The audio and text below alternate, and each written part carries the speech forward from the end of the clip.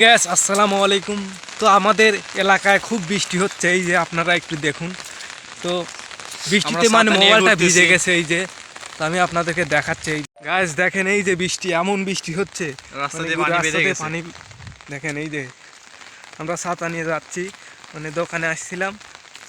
তো আমাদের একটা চ্যানেল আছে, ফানি ভিডিওর চ্যানেল, ওই চ্যানেলে আমরা ভিডিও আপলোড করি। তো ওই চ্যানেলের ভিডিও শুটিংয়ের জন্য আসছিলাম।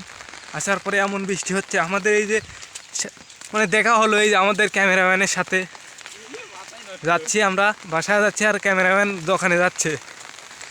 সে লুঙ্গি পরে আসার জন্য আমাদের সাথে কথা বললো না।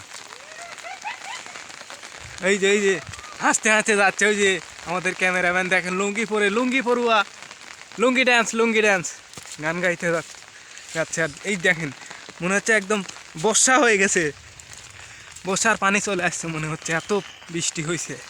একদম অবস্থা খারাপ। আজকে আমাদের শুটিং ভালো মতো করতে পারলাম না।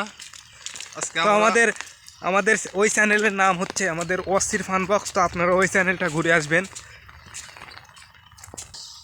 এই যে দেখেন রাস্তাটা একদম ভিজে একাকার হয়ে গেছে। এই যে জমি, মাঠ, ধানের জমি, সবুজে সমারোহ আমাদের বাংলাদেশ। পানি গড়ে গড়ে যাচ্ছে। এই যে মাটির বাড়ি, তো মাটির বাড়ি সচরাচর দেখাই যায় না।